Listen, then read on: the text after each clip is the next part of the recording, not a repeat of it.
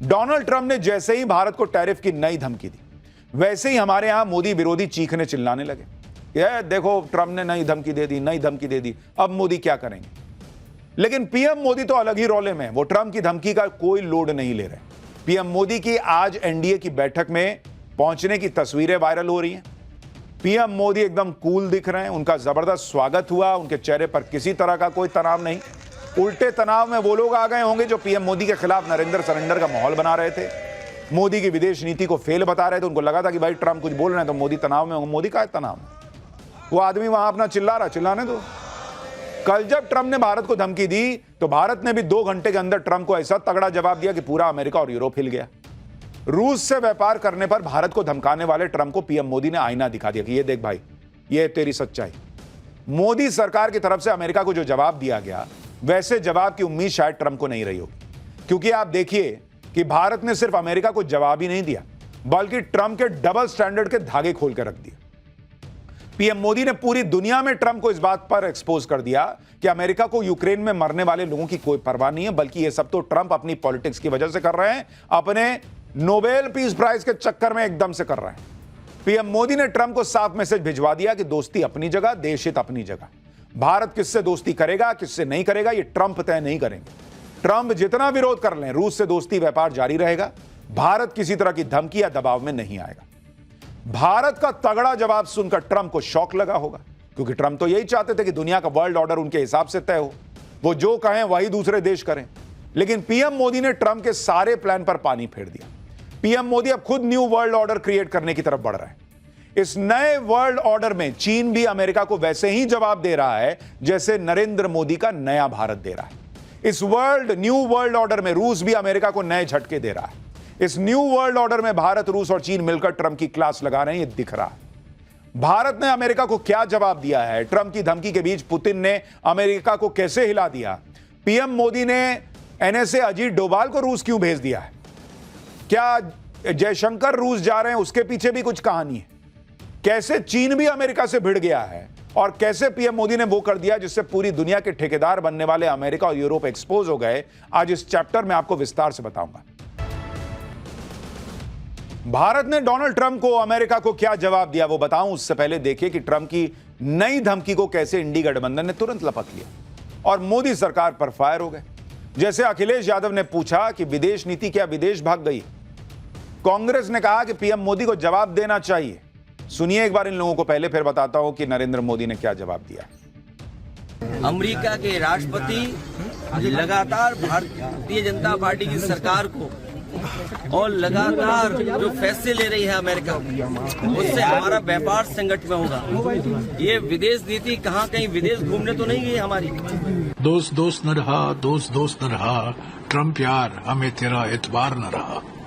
Howdy Modi कराया, नमस्ते Trump कराया, अगली बार अब की बार ट्रंप सरकार कराया, और उसका नतीजा देखिए, धमकियां दी जा रही हैं।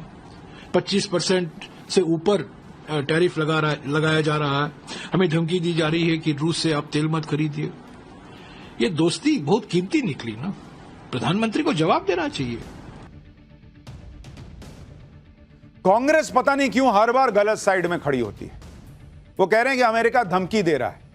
नरेंद्र मोदी और ट्रंप की दोस्ती का क्या हुआ? अरे भैया, अमेरिका को धमकी देनी पड़ रही है। इसी से पता चलता है कि नरेंद्र मोदी ने ट्रंप की दोस्ती को कोहनी मार दी और अपने देश के हित को, अपने देश के किसानों के हित को, अपने देश के मंझोले व्यापारियों के हित को, एमएसएमई सेक्टर के हितों को ध्यान में रखते हुए दोस्ती साइड कर दी। वरना ट्रंप को धमकी देने की जरूरत क्या पड़ती? दूसरा, भारत नहीं झुक रहा, इसलिए तो ट्रंप को धमकाना पड़ रहा है। अगर भारत झुक गया होता तो ट्रंप धमकाते ही नहीं। तो इसलिए कांग्रेस को यह मजबूत भारत दिखते हुए भी नहीं देखना है तो कोई क्या कर सकता है। इंडी गठबंधन के नेता कह रहे हैं कि पीएम मोदी को जवाब देना चाहिए। कोई इनसे पूछे कि कल विदेश मंत्रालय ने क्या ट्रंप को लोरी सुनाई थी क्या? और विदेश मंत्रालय ने सिर्फ अमेरिका को जवाब नहीं दिया, बल्कि ट्रंप की राजनीति को पटक पटक के धोया। भारत की तरफ से कहा गया कि रूस से तेल खरीदने पर अमेरिका और यूरोप लगातार भारत को टारगेट कर रहे हैं, जबकि सच यह है कि भारत ने रूस से तेल खरीदना तब शुरू किया जब संघर्ष शुरू होने के बाद पारंपरिक रूप से होने वाली तेल आपूर्ति को यूरोप की तरफ मोड़ दिया गया था। उस समय अमेरिका ने भारत की तरफ से किए जा रहे इस आयात का प्रोत्साहन दिया था ताकि ग्लोबल एनर्जी सेक्टर में स्थिरता बनी रहे। यानी भारत ने साफ कह दिया कि बॉस, युद्ध के शुरुआत में जब भारत रूस से तेल खरीद रहा था तो यही अमेरिका ताली बजा रहा था, और भारत ने दुनिया पे एहसान किया ये तेल खरीद के, क्योंकि भारत और चाइना जो तेल आयात करते हैं वो बहुत बड़ी तादाद है, और अगर ये दोनों देश रूस से तेल ना खरीद रहे होते तो दुनिया भर में तेल जो है ना वो इतना महंगा हो गया होता कि जो ट्रंप से अभी अपनी अर्थव्यवस्था नहीं संभल रही है वो उनको पाताल से खींच के निकालनी पड़ती। और अब ट्रंप भारत पे ये कह के आरोप लगा रहे हैं कि भारत को यूक्रेन युद्ध में मरने वालों की परवाह नहीं। गजब है बॉस, आपको बड़ी परवाह है। युद्ध के बीच भी भारत रूस से कच्चा तेल क्यों खरीद रहा है, इसका जवाब भी भारत ने अमेरिका के साथ साथ पूरी दुनिया को दिया। भारत ने बताया कि वो अपनी एनर्जी जरूरतों के लिए सब कर रहा है, क्योंकि उसे अपने नागरिकों को सस्ते दाम पर यह सब मुहैया कराना है। भारत ने अपनी बात तो बता ही दी, साथ ही यूरोप और अमेरिका से भी पूछ लिया कि उनकी क्या मजबूरी है जो वो रूस से व्यापार कर रहे हैं। विदेश मंत्रालय की तरफ से जारी बयान में कहा गया कि भारत को निशाना बनाने वाले देश खुद रूस के साथ व्यापार कर रहे हैं। साल 2024 में यूरोप ने रूस के साथ 67.5 अरब यूरो का व्यापार किया था, जो भारत के रूस से किए जा रहे व्यापार से कहीं ज्यादा है। भाई, तुम तो यूक्रेन को पंप कर रहे हो, तुम तो उसको हथियार देते हो, और उसके बाद रूस से हमसे ज्यादा व्यापार कर रहे हो, और फिर हमको ज्ञान देने आ रहे हो। यूरोप के देशों के एक्सपोज करने के बाद भारत ने फिर से अमेरिका की भी क्लास लगाई। भारत की तरफ से जवाब में अमेरिका को एक्सपोज करते हुए कहा गया कि जहां तक अमेरिका का सवाल है, वो अपने परमाणु उद्योग के लिए अब भी रूस से यूरेनियम हेक्साफ्लोराइड खरीद रहा है, अपनी इलेक्ट्रिक वाहन इंडस्ट्री के लिए पैलेडियम खरीद रहा है, इसके अलावा उर्वरक और रसायन खरीद रहा है। इन सब चीजों को देखते हुए भारत को निशाना बनाना अनुचित है। किसी भी बड़ी अर्थव्यवस्था की तरह भारत अपने राष्ट्रीय हितों और आर्थिक सुरक्षा के लिए व्यापक कदम उठाएगा। कुल मिलाकर अमेरिका और यूरोप ने यूक्रेन को पंप कर करके रूस से लड़वाया। भारत तो दूर बैठा है, भारत ने तो कुछ किया नहीं। तुम्हारी लड़ाई में तुम घुस के सामान खरीद रहे हो, और यहां तुमको अगर नोबेल पीस प्राइज चाहिए और उसके लिए रूस यूक्रेन का युद्ध रुकवाना है और तुमसे नहीं रुक रहा है, क्योंकि तुमने कह दिया था कि मैं आऊंगा सत्ता में तो एक दिन में करके दिखा दूंगा, अमेरिका ने कह दिया था, डोनाल्ड ट्रंप ने कह दिया था, तो भाई आप नहीं करा पा रहे तो हम क्या करें भाई? हमसे पूछ के आपने चुनाव में घोषणा की थी कि एक दिन में हम रुकवा देंगे। ये करें तो रासलीला, भारत खरीद रहा है तो कैरेक्टर ढीला। कुल मिलाकर भारत ने एक ही जवाब में अमेरिका और यूरोप दोनों को रगड़ के रख दिया। अमेरिका की भयंकर फजीहत हो गई। ट्रंप ने भी नहीं सोचा होगा कि ये नया भारत उनको भी रगड़ देगा। साथ ही भारत में जो लोग नरेंद्र सरेंडर कर रहे थे उनके भी हाथों हाथ उनका भी फैक्ट चेक हो गया। पीएम मोदी ने 2 घंटे के अंदर ही ट्रंप की धमकी को धुआं धुआं कर दिया, लेकिन इसके बावजूद इंडी गठबंधन अलग लेवल की पॉलिटिक्स कर रहा है।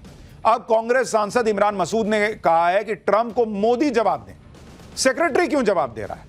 सुनिए एक बार। पार्लियामेंट में तो आपने एक भी बात का जवाब नहीं दिया। बार बार कहा कि आप ट्रंप साहब जो हमें धमकाने की कोशिश कर रहे हैं, आप बोल दीजिए। आप एक लफ्ज बोल नहीं पा रहे पार्लियामेंट में, तो आप बोलिए ना। देश तो आपके पीछे खड़ा है।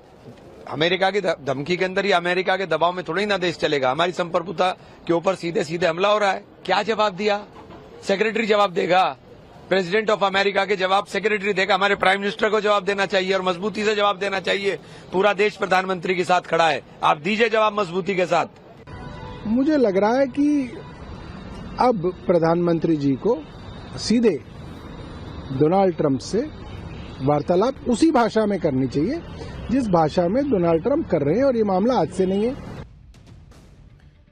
इन लोगों की डिमांड ही खत्म नहीं होती। संसद में मोदी ट्रंप का नाम लें, संसद में मोदी चीन का नाम लें, मोदी खुद फोन उठा के ट्रंप को बोले, मोदी ने ट्रंप को ऐसा।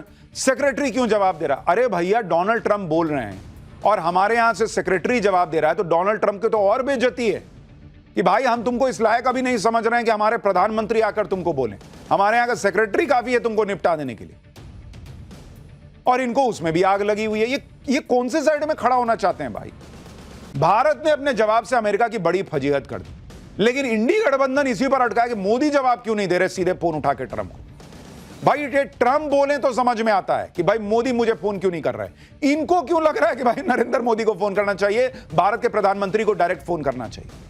इंडी गठबंधन का यह हाल है कि ट्रंप एक बयान दे दें तो सभी नेता मोदी को घेरने के लिए उछलने लगते हैं, जबकि सच्चाई सबको पता है कि भारत और रूस के व्यापार को लेकर ट्रंप डबल स्टैंडर्ड अपना रहे हैं। क्योंकि जो अमेरिका आज रूस से कच्चा तेल खरीदने पर भारत को धमकी देने पर आ गया, वही अमेरिका खुद यह चाहता था कि भारत रूस से जमकर तेल खरीदे। नवंबर 2022 में US treasury secretary Janet Yellen ने कहा था कि अमेरिका इस बात से खुश है कि भारत जितना चाहे उतना रूसी तेल खरीदना जारी रखे, जिसमें G7 की तरफ से लगाए गए प्राइस कैप मैकेनिज्म से ऊपर की कीमतें भी शामिल। फिर फरवरी 2024 में अमेरिका के assistant secretary of state Jeffrey Pyatt ने कहा कि रूस से क्रूड ऑयल खरीदकर भारत ने ग्लोबल एनर्जी मार्केट को स्थिर करने में अहम भूमिका निभाई है।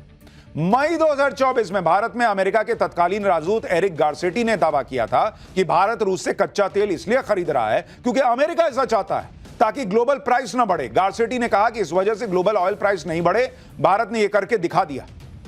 यानी कल तक अमेरिका खुद इस बात का क्रेडिट लेना चाहता था कि हमारे कहने पर भारत रूस से कच्चा तेल खरीद रहा है। अब डोनाल्ड ट्रंप को नोबेल पीस प्राइज नहीं मिल रहा, रूस में इनकी सुन नहीं रहा, पुतिन सुन नहीं रहे, तो पुतिन को नहीं दबा पा रहे तो सोच रहे हैं मैं भारत के जरिए पुतिन को दबवा देता हूं। अरे बॉस, ऐसा थोड़ा ही होता है। भारत क्या खाली बैठा हुआ है कि आपने कह दिया और हो गया? और यही तमाशा चलेगा जब आपका ये ईरान पे हमने सैंक्शन लगा दिया, ईरान से कोई तेल नहीं खरीदेगा। फिर आप कहिएगा कि रूस पे लगा दिया, अब रूस से कोई नहीं खरीदेगा, हमारे खर्चा आप उठाइएगा। दे दीजिए जितना रूस से हमारा पैसा बच रहा है, 2 लाख 3 लाख करोड़ का पैसा हमारा बच रहा है, आप दे दीजिए पैसा, उसके बाद देखेंगे कि हमको किससे खरीदना है। चाइना नहीं खरीद रहा है ईरान से तेल, जाइए चाइना से लड़िए, भिड़िए उससे। ये दादागिरी आज के डेट में नहीं चलती बॉस, वो भी उस देश की जिसकी खुद की इकोनॉमी जो है वो घोंगे की तरह रेंग रही है। आज ट्रंप ये माहौल बना रहे हैं कि भारत को यूक्रेन में मर रहे लोगों की जान की परवाह नहीं है। गजब दोगलापन है बॉस। आपको बड़ी चिंता है लोगों के यूक्रेन के में मरने की। उसको जेलेंस्की को बैठा बैठा के जो है वो हथियार दे रहे थे जब वो आपके पिछले वाले जो बाइडेन अमेरिका के राष्ट्रपति थे। यूक्रेन ने तो आपकी सुनी नहीं, जेलेंस्की मुंह पे व्हाइट हाउस में बैठ के बेइज्जती करके चला गया। आप सोच रहे हैं भारत जैसा इतना बड़ा देश, इतना बड़ा लोकतंत्र, वो आपकी बात सुनेगा कि हां ट्रंप ने कह दिया कर देंगे बात। एक तरफ ट्रंप भारत को धमका रहे कि भाई मैं ऐसा कर दूंगा वैसा कर दूंगा क्योंकि आप जो है वो रूस से तेल खरीद रहे हो, लेकिन भाई डोनाल्ड ट्रंप खुद क्या कर रहे हैं और अमेरिका क्या कर रहा है आपको यह भी देखना चाहिए। ट्रंप के सत्ता में आने के बाद भी अमेरिका और रूस के बीच व्यापार कितना बढ़ा। अगर आप इसको देखेंगे, यूएस रशिया व्यापार, अगर आप इसको देखेंगे जो कि डोनाल्ड ट्रंप के आने के बाद का आपको बता रहा हूं, अगर आप सिर्फ खाद की खरीद देखिएगा, फर्टिलाइजर जो अमेरिका रशिया से खरीदता है, युद्ध से पहले जब वॉर नहीं शुरू हुआ था, अमेरिका ने कितना खाद खरीदा था? 4,398 करोड़ रुपए का खरीदा था खाद, जनवरी से मई 2021 का आपको बता रहा हूं। और युद्ध के बाद अमेरिका रूस से कितना खाद खरीद रहा है भाई? 7,076 करोड़ रुपए का खाद खरीद रहा है। तो तुम खाद खरीद रहे हो, 60% प्लस हो गया है बॉस। 60% तुमने खाद की खरीद बढ़ा दी क्योंकि तुम्हारे किसानों को जरूरत है और हम वहां से तेल नहीं खरीदें, हमारे लोगों को जरूरत नहीं है। तुम इस युद्ध को खाद पानी देते रहे, तुम खाद खरीदोगे और हम तेल नहीं खरीदेंगे। नाटक चल रहा है। यूरेनियम की खरीद युद्ध से पहले 2,115 करोड़ रुपए पर थी, युद्ध के बाद यह बढ़कर 5,232 करोड़ रुपए हो गई है, यानी 147% से ज्यादा की खरीद अमेरिका ने बढ़ा दी है यूरेनियम की। भारत ने जिस तरह से ट्रंप को सुनाया उससे ट्रंप और भड़क गए।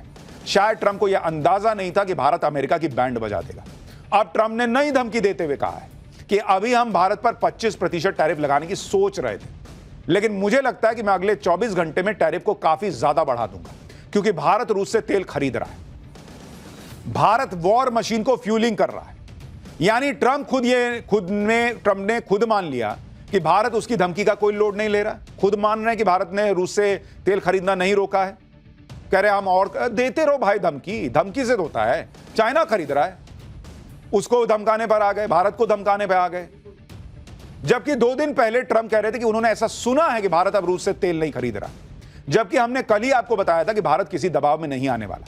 भारत लगातार रूस से कच्चा तेल खरीद रहा है, खरीदता रहेगा। और ट्रंप ने अब नई धमकी में यह घोषित कर दिया कि भारत नहीं रुक रहा भाई, मेरी बात नहीं सुन रहा भारत ने रूस के साथ व्यापार के मामले में अमेरिका के मुंह पर जो आंकड़े फेंक कर मारे हैं, उसने भी अमेरिका के होश उड़ा दिए।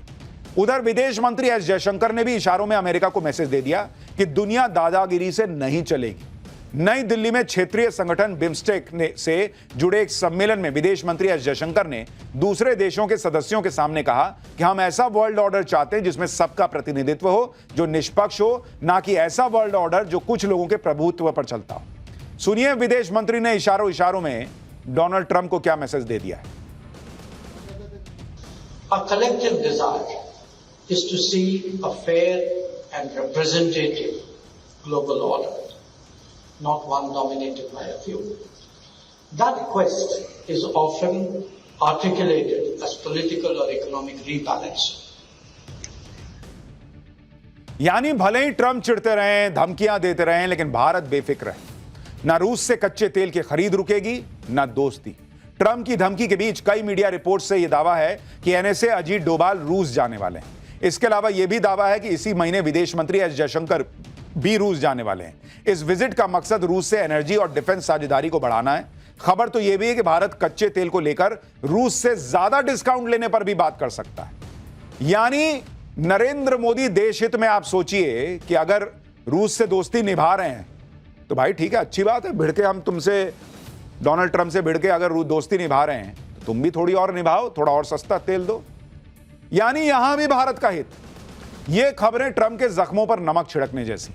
ये सब सुनकर अमेरिका को और झटका लगेगा कि नरेंद्र मोदी तो रुकने का नाम ही नहीं ले रहे। और ऐसे में जब भारत मजबूती से उन डोनाल्ड ट्रंप से भिड़ रहा है जो दुनिया में सबको धमका रहे हैं, ऐसा नहीं कि भारत के खिलाफ कोई धमकी दे दी और सबसे दोस्ती कर रहे हैं तो आपको लगे अरे यार भारत को कॉर्नर कर रहे हैं। चाइना से भिड़ रहे हैं, रूस से भिड़ रहे हैं, कनाडा से भिड़े पड़े हैं, सबसे भिड़े पड़े हैं डोनाल्ड ट्रंप। और भारत जिस मजबूती से डोनाल्ड ट्रंप से भिड़ रहा है उसमें हर भारतीय को गर्व होना चाहिए। लेकिन इंडी वाले लगे पड़े हैं, फोन क्यों नहीं किए, खुद जाके क्यों नहीं मिल लिए, चिट्ठी काहे लिखे, एसएमएस क्यों किए, व्हाट्सएप कर देते। अरे भैया, इनकी फरमाइशी गीतमाला ही बंद नहीं होती। इतना ही नहीं, इधर नरेंद्र मोदी विदेश नीति के जरिए अमेरिका को जवाब दे रहे हैं। उधर भारतीय सेना ने भी ट्रंप को इतिहास याद दिला दिया, वो इतिहास जिससे ट्रंप की चिढ़ और बढ़ जाएगी। भारतीय सेना ने साल 1971 के युद्ध की एक पुरानी अखबार की कटिंग सोशल मीडिया पर शेयर कर दी। यह खबर अमेरिका की तरफ से पाकिस्तान को बेचे जा रहे हथियारों को लेकर थी। सेना ने पोस्ट शेयर करते हुए कहा कि आज का दिन युद्ध की तैयारी का और साल 5 अगस्त 1971। सेना ने जो खबर शेयर की उसमें तत्कालीन रक्षा मंत्री विद्याचरण शुक्ला द्वारा राज्यसभा में दिए बयान का जिक्र है।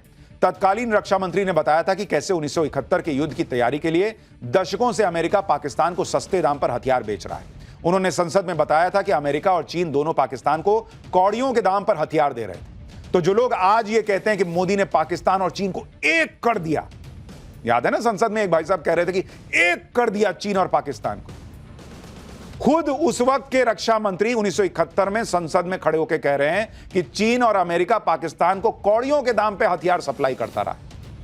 यानी ये खेल 1971 का है बॉस, उससे भी पहले का है, क्योंकि भारत को रोकने के लिए ये चालें चली जाती रही। तत्कालीन रक्षा मंत्री ने बताया था कि साल 1954 से अमेरिका $2 बिलियन की कीमत के हथियार पाकिस्तान को दे चुका है। तब के रक्षा मंत्री ने तब संसद को यह भी बताया था कि कैसे सोवियत संघ और फ्रांस ने पाकिस्तान को हथियार सप्लाई करने से मना कर दिया, लेकिन अमेरिका ने पाकिस्तान को अपना समर्थन जारी रखा।